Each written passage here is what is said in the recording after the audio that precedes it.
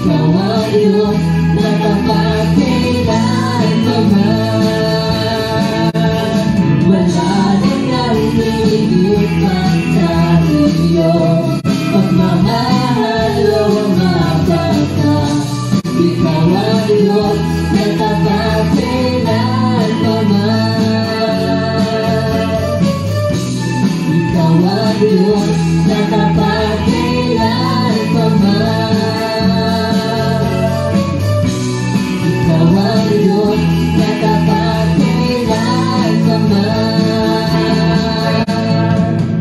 Hallelujah! Dahil patuloy na sumayaw, sumamba at tumawi sa ating Panginoon. Hindi magkisaya at kisalaat na magpuri sa presensya ng ating Panginoon.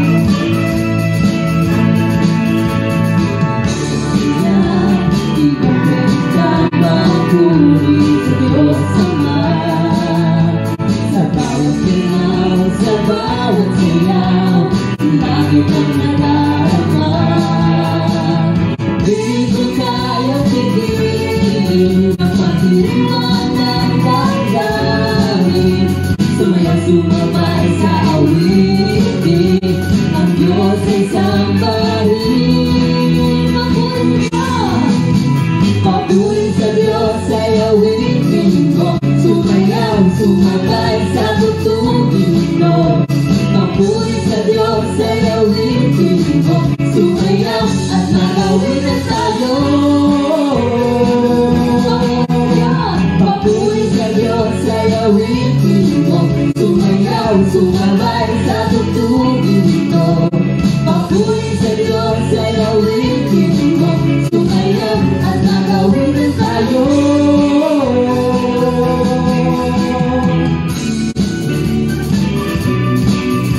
Hallelujah! Tunay nga na ang lahat na sumasamba sa Diyos ay bibigay ng solusyon sa bawat problema.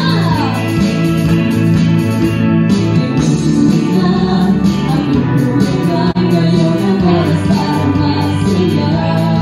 Ang buhay muling lalakas, ang buhay mo'y sasaya.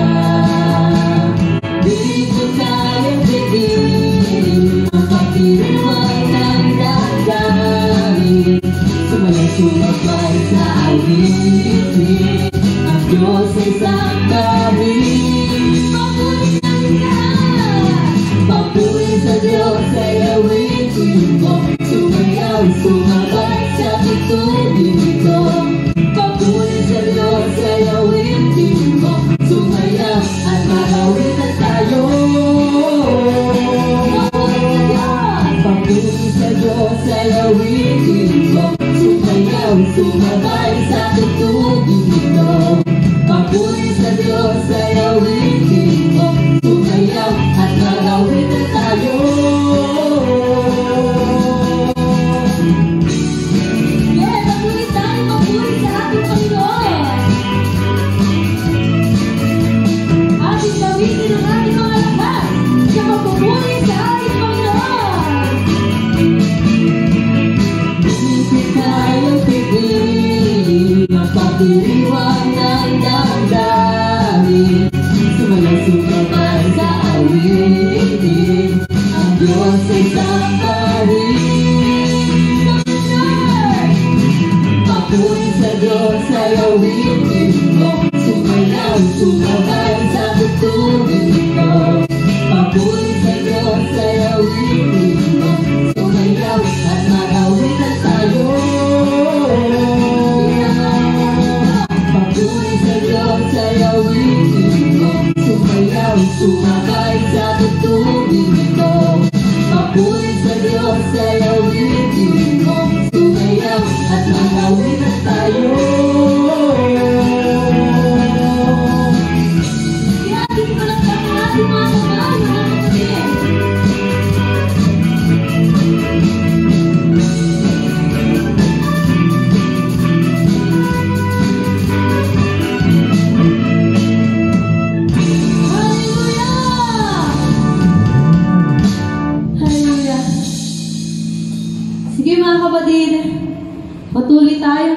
sa oras na ito.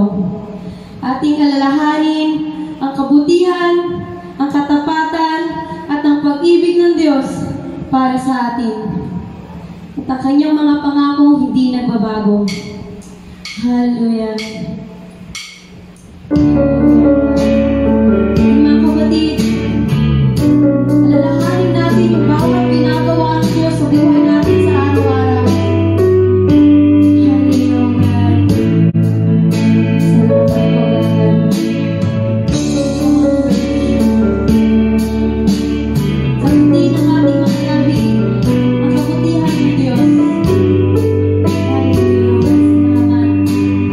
Hallelujah.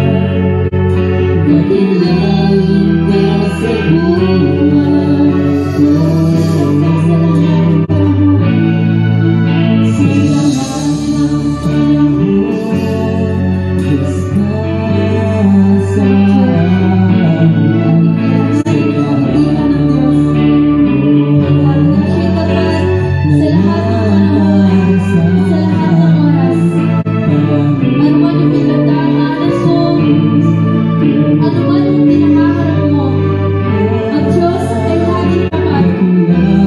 At lagi siyang nandiyan para sa'yo. Kaya huwag kang matakot na lumapit sa Diyos. Huwag kang matakot na magtiwala sa Panginoon. Sapagkat walang nagtiwala sa Diyos ang mabigo. Kaya kapatid, kapag lang ang lumapit sa Diyos. Dahil dalawang kami siyang sumama at handa ka yakapin anumang oras.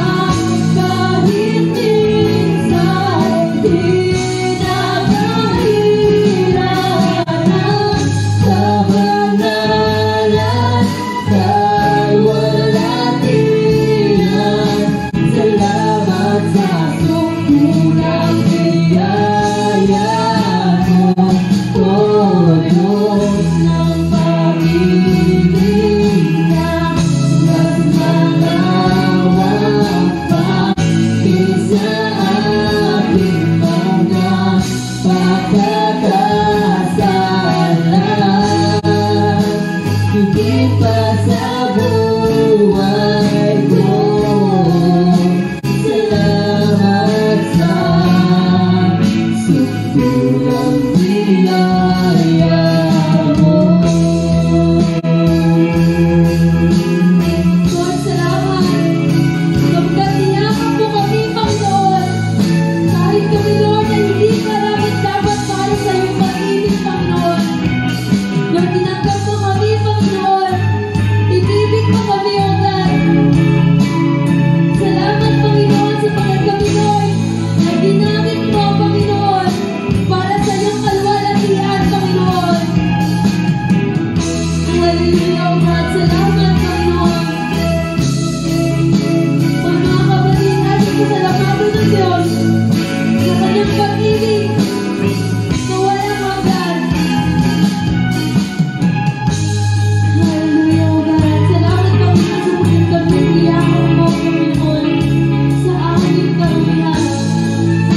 Inibig mo kami, Panginoon, at hindi kayang kasayahan.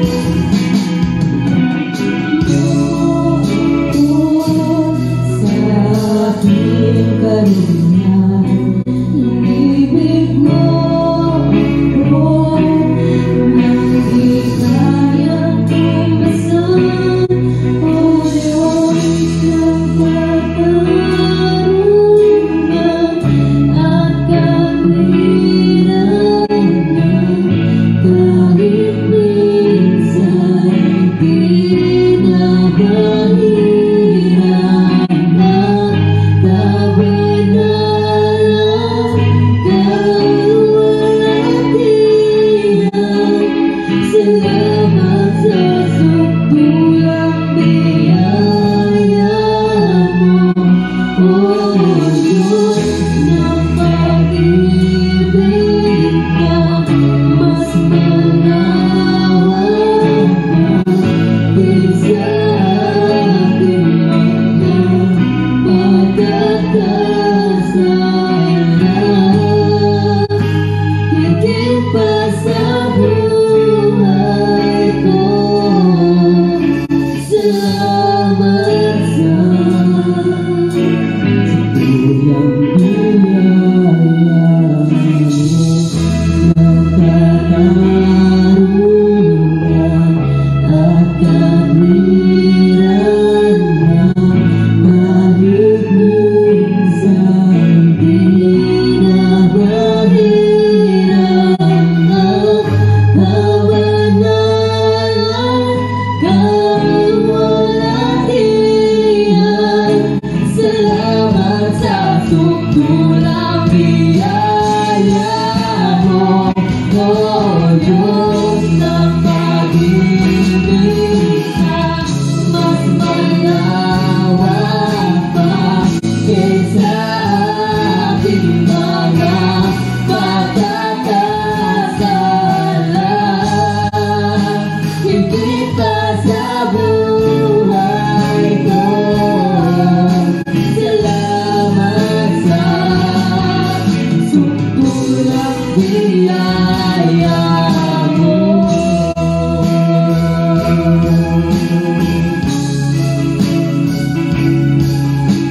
Salamat sa sukulang biyaya mo.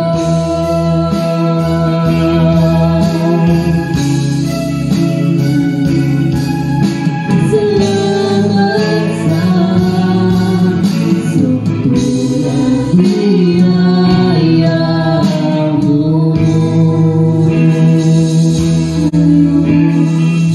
Tunay, Lord, na yung lawak ng pag-ibig mo, Panginoon, ang hindi masusukat, Panginoon, at kahit nag-aalong kalalim na dagat, Panginoon.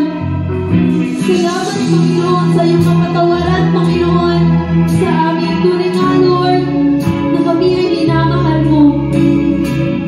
Salamat, Lord, sapagkat kami tinanggap mo, Panginoon, sa kabila, O God, ng pagiging makasalanan namin, sa kabila, O God, ng pagtanggi namin sa iyo, sa kabila, Lord, na minsan napakatigas ng ulo namin at lagi ka namin pinapaiyak.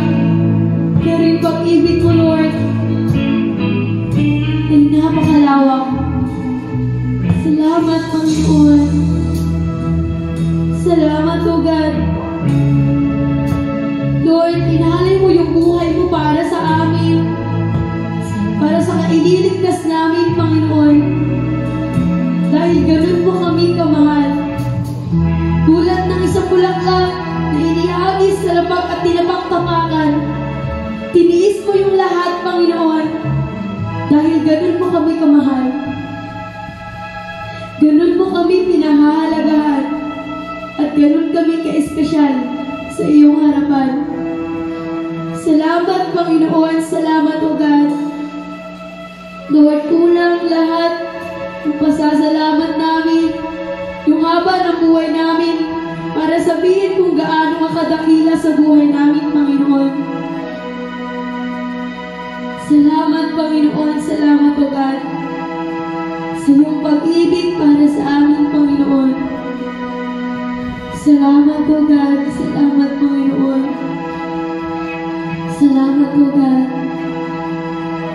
Sige mga kapatid, minsan awitin pa natin, niyakap mo ako sa aking karumihan. Niyakap ko sa aking karumihan. Inibig mo ako nang di kayang tumbasan o Diyos ng katarungan at katwiran ng kahit minsan pinapahirap ng kabanalan kalwalatian. Salamat sa sutulang biyaya mo, O Diyos ng pag-ibig na mas malawak pa kaysa aking mga pagkakasalan. Higit pa sa buhay ko, salamat sa sutulang biyaya mo. Salamat, salamat, Panginoon. Salamat, O God. Lord, sa ipo namin ibinabalik ang lahat ng mabuting parangal, lahat ng pasasalamat at pagluwalhati. Ito po ang aming dalangin sa pangalan mo lamang, Jesus. Amen. Sige kapatid natin palakpakan ng ating Panginoon. Hallelujah. Hallelujah. Okay, magandang umaga po sa ating lahat. O pagpalang araw po para po sa ating lahat. Isang linggo na lang po yung lumipas at talaga naman nakakatuwa po na ang Diyos ay buhay at patuloy po siyang gumagalaw sa buhay po natin. Ano po, nagpapasalamat po tayo dahil never na tayong pinabayaan. Ang protection po niya ay laging naroon. At isang bagay po yan na dapat po natin pagpasalamat. Ganun po kabuti ang ating Diyos. And today po, yung pong ating pag-uusapan ay isang uri ng lifestyle. Sabi natin, lifestyle that will please God. Ito yung uri ng pamumuhay natin na kung saan ang Diyos ay mapapapurihan dapat sa buhay natin o ang Diyos ang mapaparangalan. Kaya nga po, lagi po namin kayo na-encourage na maliit o malaking bagay po na nangyayari sa atin, ipagpasalamat po natin sa ating Panginoon. At alam niyo po ba, nakakatuwa lang po, may nabasa po sa Facebook at ang sabi po niya sa loob ng 70 taon, tinanggap niya yung hangin ng libre. Yung air. Pero nung siya po ay nagkaroon ng karamdaman, sa isang iglap, kailangan niyang bayaran yung oxygen. Imagine. Totoo naman po sa haba ng panahon na yung oxygen o yung hangin po ay tinatanggap po niya ng libre. Not only him, but even you. Tayo lahat. Pero pwede pala sa isang iglap, ikaw ay magbabayad ng oxygen. Dahil kakailanganin mo ang oxygen na ito para ikaw ay mabuhay. Simpleng bagay po. Pero alam niyo po ba, pinagpapasalamat po ba natin itong mga bagay na ito? Ito po yung pag-aaralan natin. Baka there's something wrong po sa atin, kaya kung minsan po, nakakalimutan po natin magpasalamat. Baka nagiging self-centered na po tayo. At yan po yung pag-uusapan natin. Sabi ko nga po, lifestyle that will please God. At anong uri ito? Anong klaseng lifestyle ito na pwedeng magbigay ng karangalan o kagalakan sa ating Panginoon? Tingnan po natin. Sa aklat po ng Lucas, chapter 17, verses 11 to 19. Sabi po dito, no? Sa paglalakbay ni Jesus papuntang Jerusalem, nagdaan siya sa hangganan ng Samaria at Galilea. Nang papasok na siya sa isang nayon, sinalubong siya ng 10 ketawin. Tumigil ang mga ito sa may kalayuan at sumigaw, "Jesus, Panginoon, mahabag po kayo sa amin." Pagkakita sa kanila ay sinabi ni Jesus, "Lumakad na kayo at magpatingin sa mga pari." So habang sila naglalakad, silang lahat ay gumaling at luminis. Okay po, nang mapuna ng isa na siya'y magaling na, nagbalik siyang sumisigaw ng pagpupuri sa Diyos. Nagpatira pa siya sa paanan ni Jesus at nagpasalamat. Ang taong ito'y isang Samaritano. "Hindi ba't 10 ang aking pinagaling at nilinis?" tanong ni Jesus. "Nasaan ang 9? Wala bang nagbalik upang magpuri sa Diyos, kundi ang dayuhang ito?" Sinabi niya sa kanya, "Tumayo ka na at umuwi. Pinagaling ka ng iyong pananampalataya." Napakabuti po ng Panginoon. No? Kaya pag-usapan po natin ngayon, pinamagatan ko pong being grateful. Pagiging mapagpasalamat. Pag-usapan po natin to. Amen po? Okay po. Now, some of the reason people fail to show their gratefulness. So may mga ilang dahilan po kung bakit po ang mga tao, no, ay hindi nagiging grateful. O meaning to say, no, sila ay bumabagsak o hindi nila nakikita yung kahalagahan kung bakit kailangan nating maging mapagpasalamat. Number 1 po, self-righteousness. Alam mo yung word na, I deserve this. Alam niyo po yun, entitled ako dito eh. No? Dapat lamang na ako ay tumanggap nito. Yung po sabi natin self-righteousness. I deserve this. So, dapat lamang, bakit pa ako magpapasalamat? Dahil sa akin, kaya nagawa ko itong bagay na to. Nakapo ninyo, that's why self-righteousness, ang itinataas, walang iba kundi ang sarili. Ang tinataas niya, walang iba kundi ang kanyang sarili. Kaya nga sa verse 17 sabi nga, kaya wag na wag ninyong iisipin na ang kayamanan ninyo ay bunga ng sariling lakas at kakayahan. Yan po sasabi sa aklat po ng Deuteronomy, chapter 8, verse 17. Ang linaw po, sabi po dito, ni Moses, siya pong sumulat ng aklat nito, kaya wag na wag ninyong iisipin na ang kayamanan ninyo'y bunga ng sariling lakas at kakayahan. Nakuha po ninyo, wag daw po natin isipin na lahat na nangyayari, magandang bagay na nangyayari sa atin, dahil ito'y bunga ng sariling lakas at kakayahan. Kaya po ang tao ay hindi nagiging marunong pasalamat because iniisip niya lahat na nangyayari ngayon sa kanya dahil sa kanyang sariling lakas at kakayahan. Hindi po yan yung totoo. Malinaw po yung sinabi ni Moses. Kaya wag na wag ninyong isipin na ang kayamanan ninyo ay bunga ng sariling lakas at kakayahan. Alam niyo po ba kaya nga po sabi sa inyo sa kwento kanina? Di ba? Isang matanda po yung salita nito. Siya po ay nag-COVID. Sabi niya, for how many years, libre niya tinatanggap yung hangin. Hindi niya kailangan magbayad. Kasi, alam mo yan, nandyan lang. But he forgot na someday or one day, which is nangyayari ngayon, kailangan mong bumili ng oxygen para ikaw ay makasurvive o para ikaw ay mabuhay. Kaya malinaw po dito. Huwag po nating ipagmalaki o huwag natin isipin na ang kayamanan natin o mga bagay na meron tayo, ito ay bunga ng sariling lakas at kakayahan natin. Okay, so yung isipin na, I deserve this, I am entitled to this. Hindi po yun. Okay? Then number 2, sabi nga forgetfulness. Forgetfulness.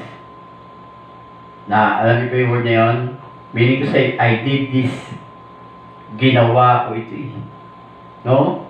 Alam niyo, nakakalimutan po natin. Sa Deuteronomy chapter 8, verse 18, sabi po dito ni Moses, subalit, alalahanin ninyong si Yahweh na inyong Diyos ang nagbibigay sa inyo ng lakas upang yumaman kayo. Nakuha niyo, ginagawa niya ito bilang pagtupad niya sa kanyang pangako sa inyong mga ninuno. Nakalimutan po natin, no, ng mga bagay po na meron tayo, ito ay galing sa ating Diyos. Walang ibang nagbibigay nito kundi ang ating Diyos. So in number 2, sabi po natin, no, some of the reasons why we fail to become grateful because of the word forgetfulness. Kala natin dahil sa sariling lakas natin.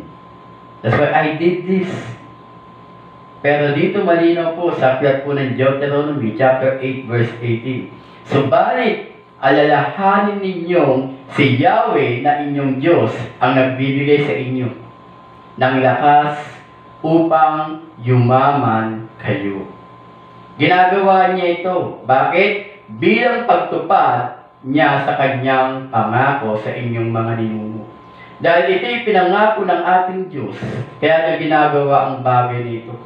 Tinutupad niya lamang yung mga pangako na kanyang binitawan. Remember, ang Diyos ay hindi sinungaling. Malinaw po yan. Di ba? Bawat pangako na kanyang bibitawan o bawat pangako na kanyang sinasambit, ito ay kanyang tutuparin. Kaya huwag po natin kakaligtaan yun. So, ikalawa pong dahilan, no? Kung bakit may mga tao po na nakalimot na magpakita ng pagiging pagpasalamat because of forgetfulness. Then number 3, sabi po natin dito, commonness. Commonness, parang common na lang ito eh, okay na ito eh. It is always accessible. Talaga nang mangyayari ito eh.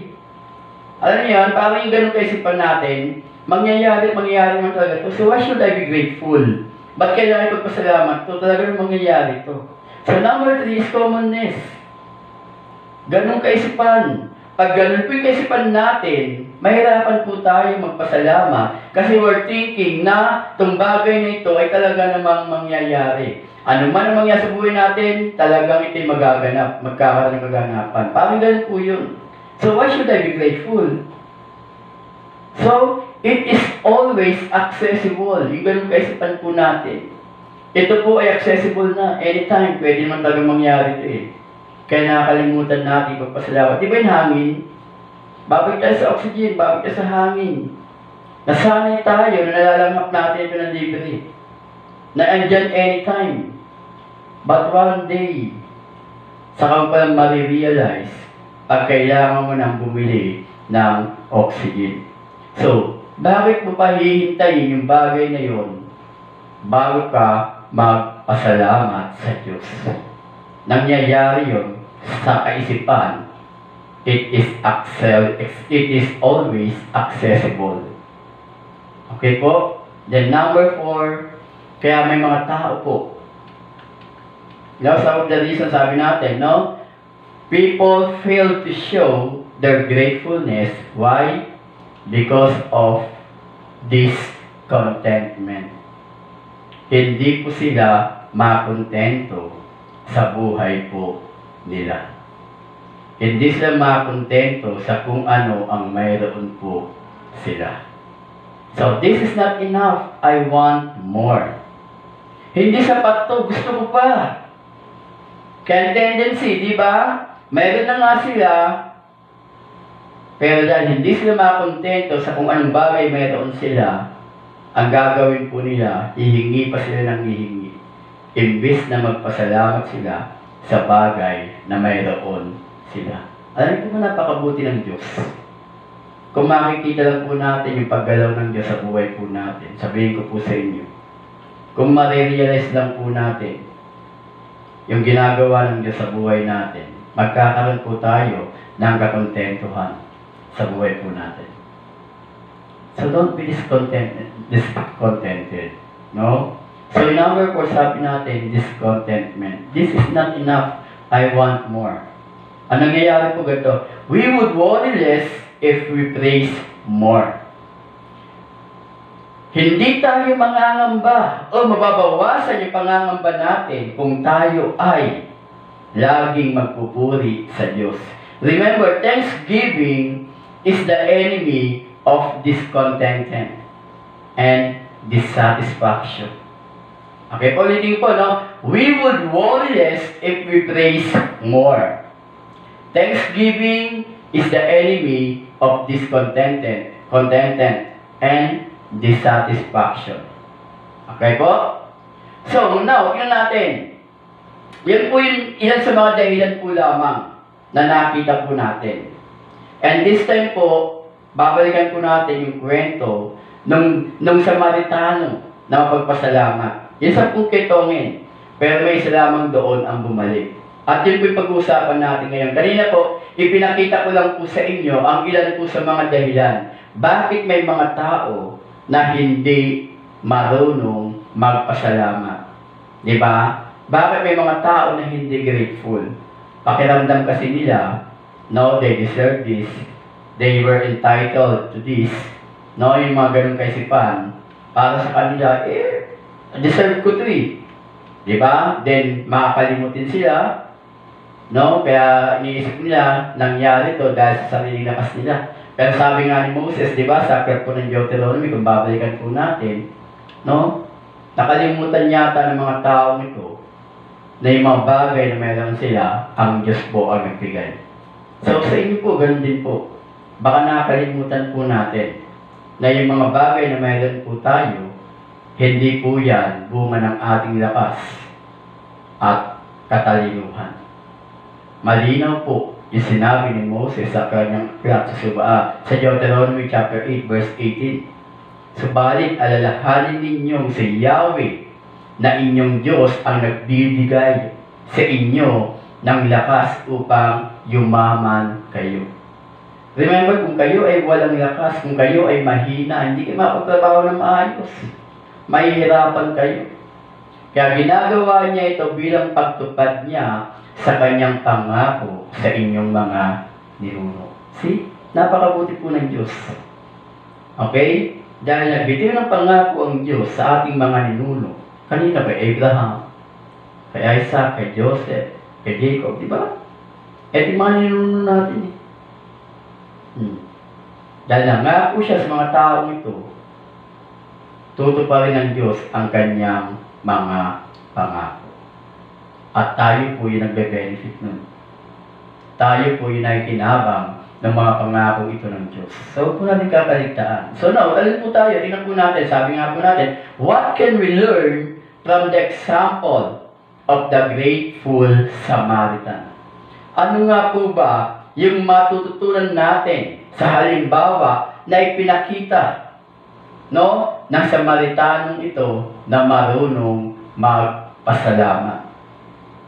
Alam niyo po, totoo lang po, hindi ko makakalimutan yung lagi sinasabi ni Mang Maureen, di ba? Sabi niya gano'n, no? The key to open the heart of God is to become grateful. Being grateful is the key to open God's heart. Alam mo, ganda po sinabi niya sa akin yan. Hindi ko makakalimutan yan. Being grateful is the key to open God's heart. Kung gusto po nating makita yung puso ng ating Diyos at mabuksan yung puso ng Diyos nito o ng ating Diyos, be grateful. And being grateful, hindi ka lamang magiging mapagpasalamat sa isang aspeto ng iyong buhay. Ikaw ay magpapasalamat o ikaw ay magiging mapagpasalamat sa lahat ng aspeto ng buhay natin. Ano man yung bagay na meron ka, maliit o malaki, ipagpapasalamat mo ito. Ano man yung nangyayari ngayon sa buhay mo, ipagpapasalamat mo ito. Kaya natin po natin, sabi nga po, what can we learn from the example of the grateful Samaritan? Tingnan po natin ito.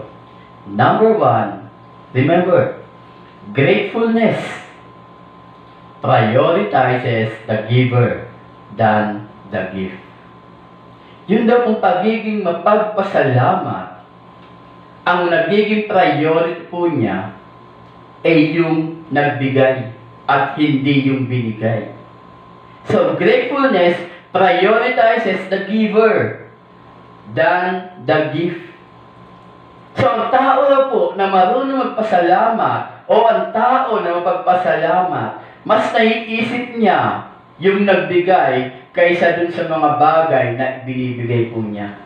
Ganun po yun. Kaya nga po sa aklat po ng Lucas, babalikan po natin, chapter 17, verse 15.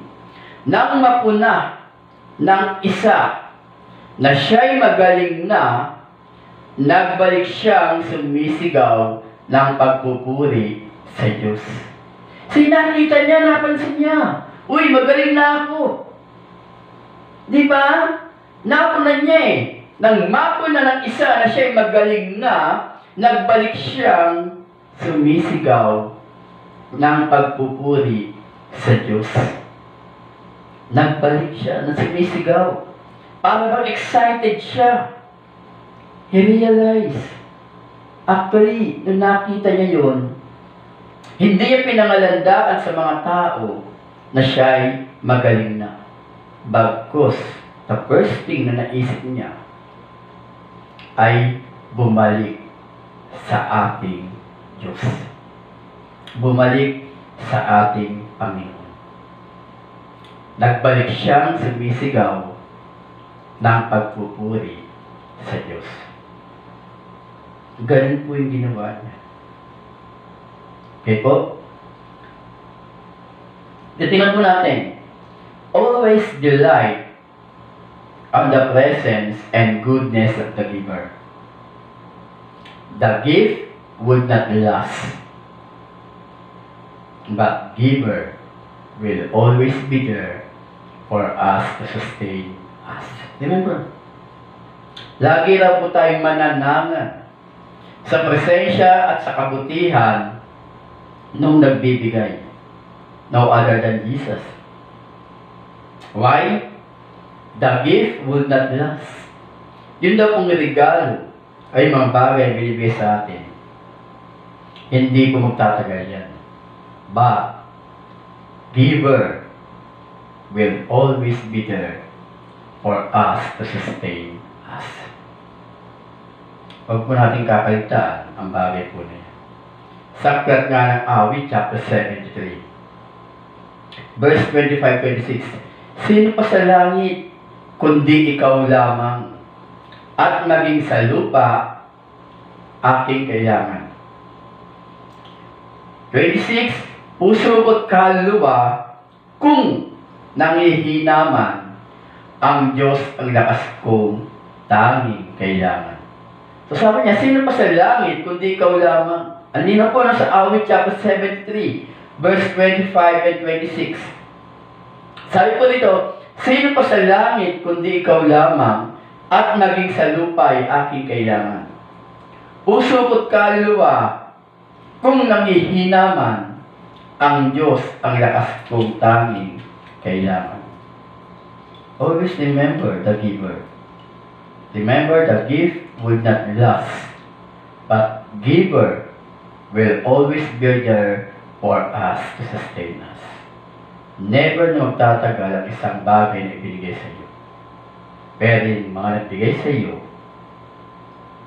surely, nariyan lang siya to sustain us. Kaya nga sabi ko, Lord, thank you.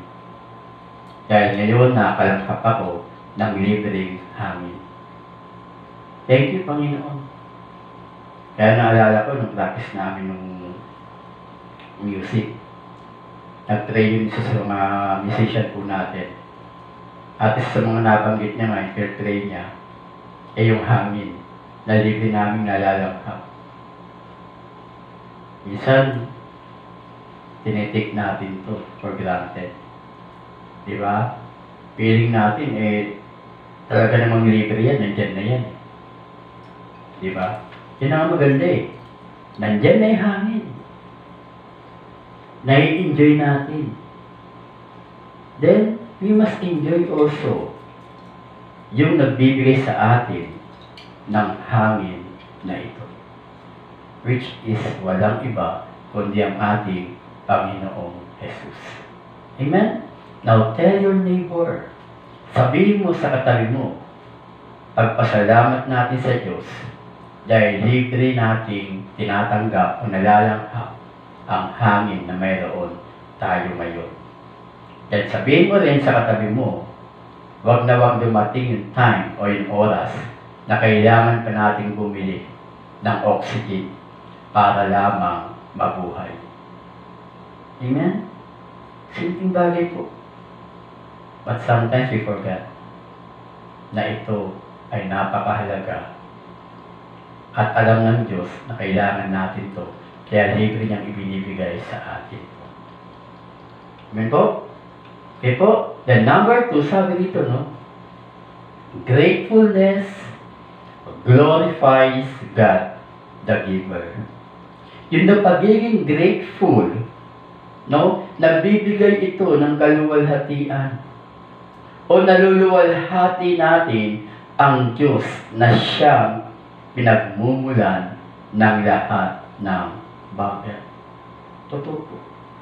Kaya nga sa verse 18, di ba? Wala bang nagbalik upang magpuri sa Diyos kundi ang dayuhang ito?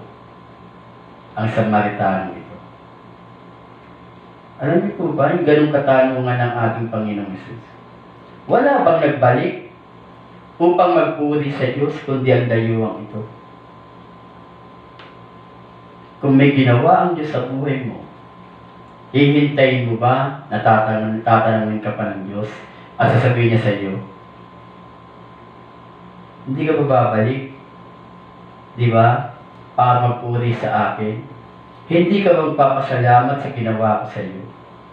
Di ba dapat ang initial reaction natin, the moment na nakatanggap tayo ng isang bagay o may mga bagay na ginawa ang Diyos sa atin, ano lagi natin sinasabi? Thank you, Jesus. Alam niyo itong word na to, totoo lang po, sabi nga po sa'yo, mayroon akong mga leader na gumagabay sa akin. Hindi lang sa akin, sa mga staff. Alam niyo yung word na thank you, Jesus. No? Ito yung maganda Yung salitang thank you, Jesus. Ito yung nahanap sa atin ng ating Panginoon. Na every time na tayo ay may tatanggapin, pangit o maganda, mga bagay na nangyayari sa buhay natin, sana lagi nating sinasambit yung salitang thank you, Jesus. Hindi dahil nakasanayan na, kundi ito ay nagiging bahagi na ng buhay natin. Ito yung lifestyle na natin, na lagi nating binibigyan ng priority yung nagbigay sa atin, which is our Lord Jesus Christ. Kaya nga po yung mga recipient po natin, di ba? Either taga Las Piñas ka, taga Bulacan ka, taga Aroma, taga Helping, taga Permanent, taga Napotas, no? Taga Cavite, Sanai, kung saan ka man po, taga Pulo. Diba? Ano po yung lagi namin sasabi sa inyo? Yung word na, thank you, Jesus. Why? Kasi, we acknowledge no, ng lahat na nangyayari sa atin, mga bagay na tinatanggap po natin, ay hindi ito nagmumula sa atin, kundi ito ay nanggagaling sa ating Panginoong Jesus. So, huwag po natin kakaligtaan yung bagay po na yun.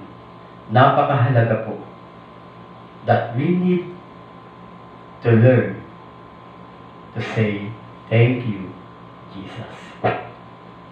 Okay, now, tell your neighbor, sa katabi mo po, sabihin mo sa katabi mo, no?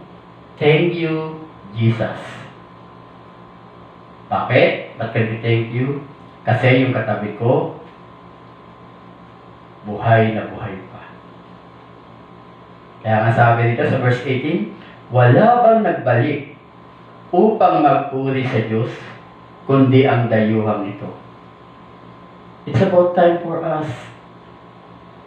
The moment po na na-i-open mo yung mata mo, nagising ka sa umaga,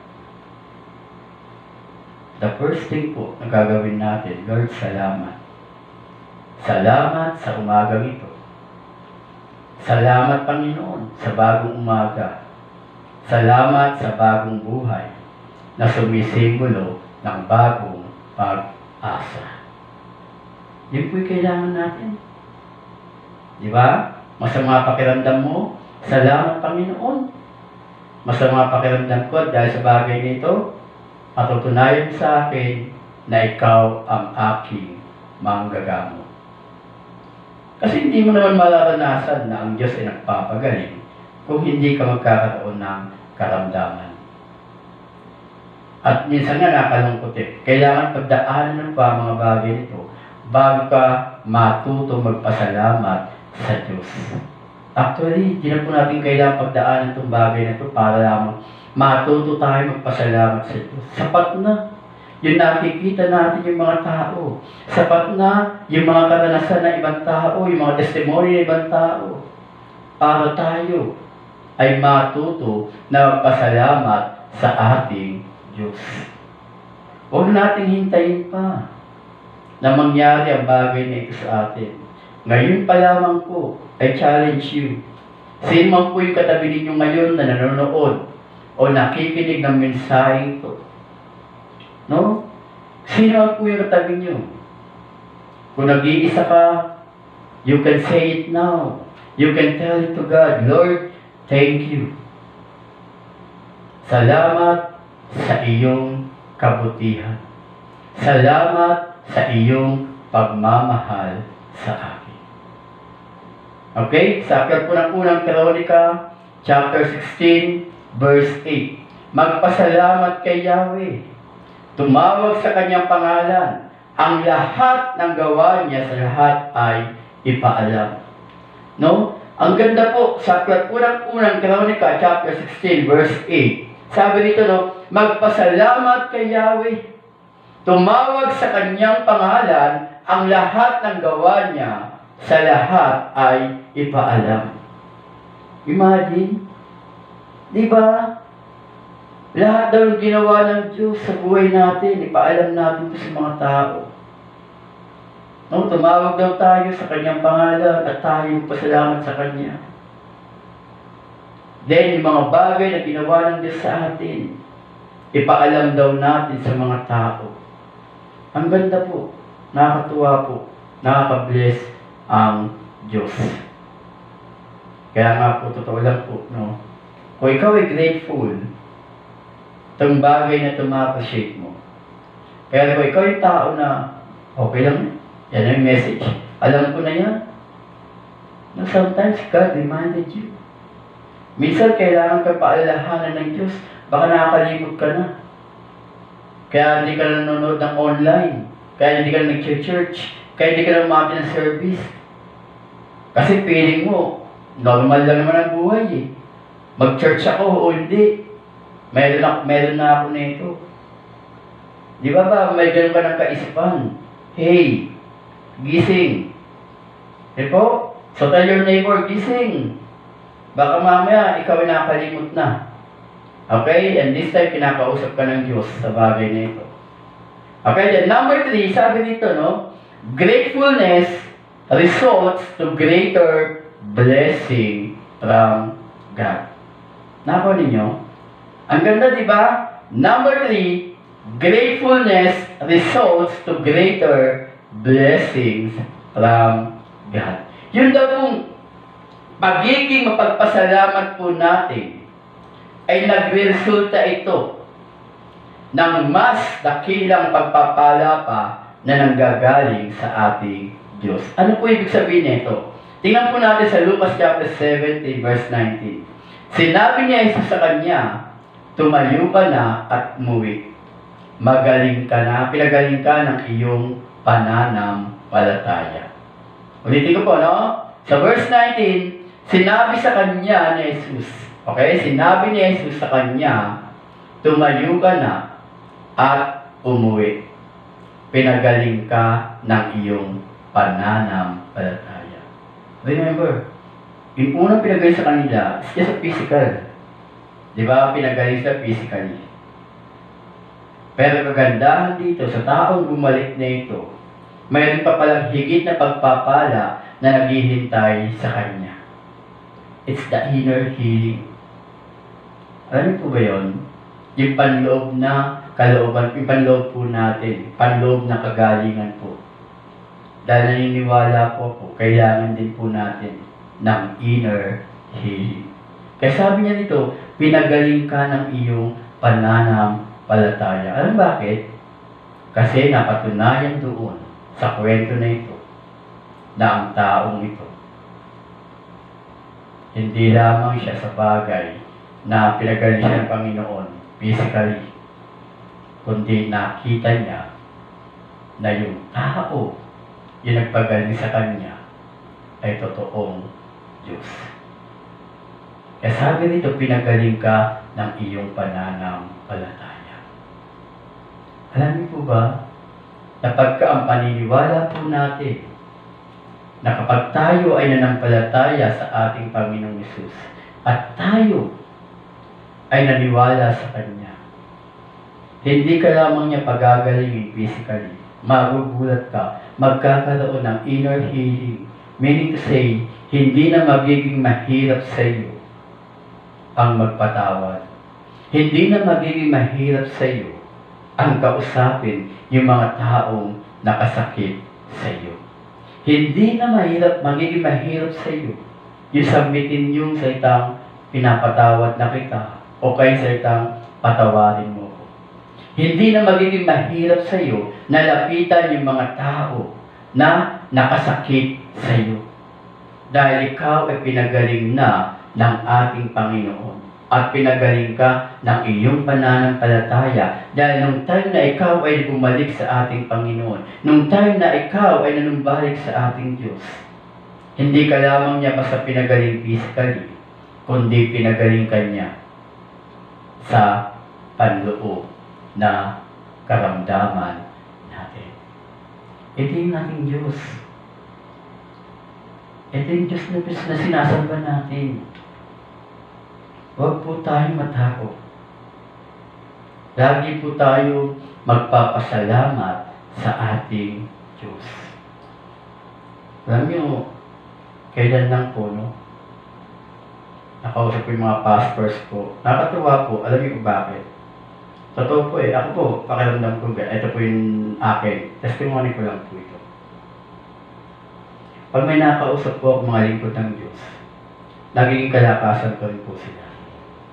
Dahil alam niyo po yung mga testimony po nila, pag naririnig mo, makikita mo na ang Diyos ay gumagalaw sa buhay po natin. Bagamat may mga pagkataon po na napapag-usapan po namin ay yung mga lingkod ng Diyos na pumanaw na rin po. Kinuha na ng Panginoon. And only just this week, ilang pastors po yung pumanaw. Nakalungkot, pero sabi nga natin, lahat tayo doon patungo. Pero kagandahan po dito, no, habang kami nagkakaroon ng mga simpleng fellowship o simpleng pagbabahagi o sharing lang, alam mo, nakakuha ka ng lakas sa kanila. At some point po sa panghihina mo, no, sa mga salitang binibitawan po nila, nagiging kalakasan po natin yun. Yung pinakatuwa. At alam niyo po ba, ganun po ginagawa ng Panginoon sa atin. The more po na tayo lumalapit sa Diyos, the more po na tayo nagpapasalamat sa Diyos, the more po na tayo nagiging grateful sa ating Diyos, mas lalo pa niyang pinalalakas, mas lalo pa niyang ipinagagaling sa iyong karamdaman. Hindi lang physical, kundi panloob. Nagkakaroon ng inner healing. Kaya sabi niya sa verse 19, sinabi ni Jesus sa kanya, tumayo ka na at umuwi. Pinagaling ka ng iyong pananampalataya. Marami tayong dapat ipagpasalamat. Marami tayong dapat banggitin sa ating Diyos. Marami tayong dapat Diba, Lord, thank you. Napakabuti mo po. Pinupuri kita sa buhay. Then number 4, sabi ko dito, gratefulness demonstrate faith in God. Yun daw po, pagiging mapagpasalamat ay nagpapakita daw po ito ng ating pananampalataya sa ating Diyos. Kaya nga po, sa unang Thessalonica, chapter 5, verse 16 and 17. Sabi po dito, ganda. Hanggang 18 po, no? Sabi po sa verse 16, magalak kayong lagi.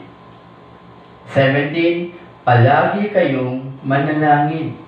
And verse 18, at magpasalamat kayo sa Diyos sa lahat ng pagkakataon, sapagkat ito ang kalooban ng Diyos para sa inyo, sa inyong pakikipag-isa kay Kristo Jesus. Ang ganda po. Huwag po natin kakaligtaan itong bagay na ito. Huwag po natin kakaligtaan na magpasalamat sa ating Diyos. Remember, being grateful is the key to open God's heart. Huwag po natin kakalimutan yung bagay na yun. Mga kapatid, sa situation po natin ngayon, sa pinagdaraanan po natin ngayon, sa kalagayan po natin ngayon, I challenge you. Lagi po tayong pasalamat sa ating Panginoon. Ito pong tao na to, no? Maaaring hindi niyo po kilala. Ako nga po, hindi ko rin po kilala personal to. Pero dahil ako po bilang lingkod ng Panginoon, nagsisiyasat din po ako. Dahil sa pagsisiyasat ko po, pagsasaliksik ko po, ito po si Matthew Henry, isang scholar po, isang Bible scholar, at isang commentator din po, ang komentarista. May nabasa po ako sa kanyang testimony. Ang ganda po ng testimony niya, o yung patotoo niya patungkol sa pagiging grateful. Sabi niya ganun, first, let me be thankful because I was never robbed before. Sabi niya, una, gusto magpasalamat sa ating Panginoon o gusto ko magpasalamat dahil never akong nanakawan noon. Second, sabi niya dito, let me be thankful that although they took my money, they did not take my life. Sa pagkataon po ito kasi, nanakawan po siya. Pero sabi niya ganon, no? Second, let me be thankful that although they took my money, they did not take my life. Bagamat kinuha nila yung mga pera ko, hindi naman nila nakuha yung buhay ko. And sabi niya, third, let me be thankful that even though they took all I had, it was not much. No, sabi niya gano'n, no? Pangatlo, gusto magpasalamat dahil bagamat nakuha niya lahat ng meron ako, hindi naman siya gano'n karami. Hindi naman daw gano'n kasobra-sobra. Fourth, sabi niya ganito, no? Let me be thankful that it was I who was robbed and not I who robbed others. Sabi niya ganito, no? Fourth, gusto magpasalamat dahil ako yung ninakawan at hindi ako ang nagnakaw sa iba. Nakaw po ninyong ganda, di ba? Napakasimpleng testimony, pero very meaningful. Ikaw, ano ba yung bagay na mayroon ka na pwede mong ipagpasalamat sa ating Diyos? Ano yung bagay na sa tingin mo ay dapat mong ipagpasalamat sa Diyos? Kung ako po ang tatanungin ninyo, napakaraming bagay po na gusto kong ipagpasalamat sa Diyos. And alam niyo po, early in the morning, every time nakikigising, the moment po na ako mukha, the moment po na nakita ko na po yung liwanag, first word po na lumalabas sa bibig ko, Lord, thank you for this new life. Thank you for the new morning that symbolizes a new hope. Dahil bawat umaga, sa tuwing ikaw ay magigising, ito ay isang bagong buhay na ibinibigay ng Diyos sa atin na sumisimbolo po ng bagong pag-asa. Because every day po, there's always a new hope. Sa tuwing ikaw po ay gigising sa umaga, nagpapakita po lamang na ang Diyos ay nariyan at binibigyan ka pa niya ng pagkakataon para mabuhay at para sabihin sa iyo, mayroon pang pag-asa. There is hope. Ito po yung mga bagay na pinagpapasalamat po natin. Kaya nga po kung tatanungin ko kayo mga kapatid, ano yung mga bagay na pwede ninyong ipagpasalamat sa Diyos? Ano yung mga bagay na kaya ninyong ipagpasalamat sa Diyos? Huwag mo nang hintayin pa na magkaroon ng bayan ang bagay na yan. Pagkus na yun pa lamang, ipagpasalamat mo na ito sa Diyos. At remember, kaya ka nagpapasalamat dahil hindi ito bunga ng iyong galing. Nagpapasalamat ka because there is a giver na kayang-kaya niyang isustain ang buhay mo, ang lahat ng bagay na mayroon ka. Hindi ka magiging grateful din sa mga bagay na tinatanggap mo, kundi ikaw magiging grateful doon sa giver, doon sa tao na bigay o sa ating Diyos. Hindi sa mga bagay na binigay ng Diyos, kundi ikaw ay magpapasalamat sa Diyos na siyang lumikha sa iyo.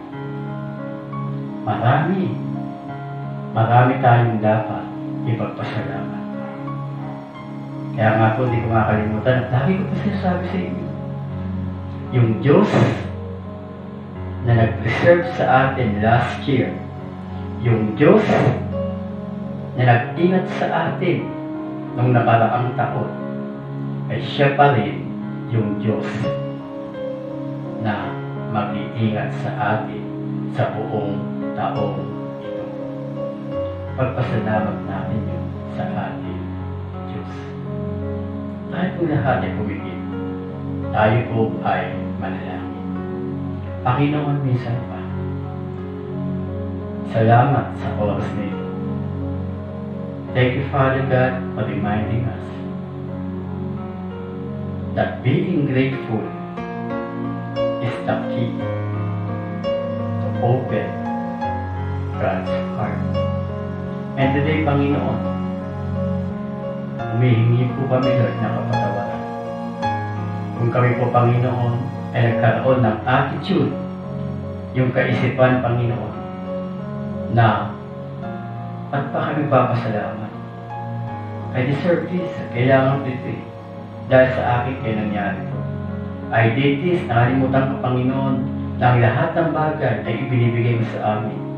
Lahat ng lakas ikaw nagbigay sa amin upang kami, panugat, ay magkaroon ng magandang trabaho o magkaroon ng magandang pamumuhay. We forgot that itong bagay nito, Panginoon. Forgive us, Lord God. Forgive us, Lord. Kaya sa oras na ito, Panginoon, nais po namin na pasalamatan ka sa lahat ng ginagawa mo sa buhay po namin. Thank you, Lord God. Thank you, Father God. I pray, Panginoon, para po sa aming mga kapatiran, sa mga tao, Lord God, na nakikinig ngayon, sa mga tao, Lord God, na nanonood ngayon. Lord, huwag nawa, Panginoon God, na makaligtaan ng bawat isa. ang magpasalamat ng totoo sa iyo. Na magkaroon kami ng genuine, Father God, na pagpapasalamat po namin sa iyo. At naniniwala po kami, Lord God, na ito po yung nahanap mo sa amin. Na every time, Panginoon God, na may gagawin ka sa amin, Lord God, you're expecting us, Father God, na maging grateful sa mga bagay na binibigay mo sa amin o sa mga bagay na ginagawa mo sa amin. Lord, forgive us, Father God, kung nakakalimot po kami. But today, Panginoon, sa paglapit po namin sa iyo, Lord, help us, Father God, na maging grateful sa lahat ng pagkakataon, sa lahat ng bagay, at sa lahat ng oras. Salamat, Panginoon. Napakabuti po ninyo. Napakabuti po ninyo. Patuloy, O Lord God, na pinupuri ka namin. Patuloy, Panginoon God, na sinasamba ka namin. Patuloy, Panginoon God, na tinataas ka namin. Salamat. Ito po ang aming dalangin. Sa tayong pangalan ni Jesus. Amen. Amen. Amen. See? Napaganda po, di po ba? Kaya, dapat po, tayo ay matutong magpasalamat. Magandang umaga po sa ating lahat. Mapagpalang araw po sa ating lahat. Ito po ang inyong lingkod, Pastor Jojo po, na nagsasabi, sa Diyos ang papuri. Amen po? Amen. Gawin po ang Panginoon.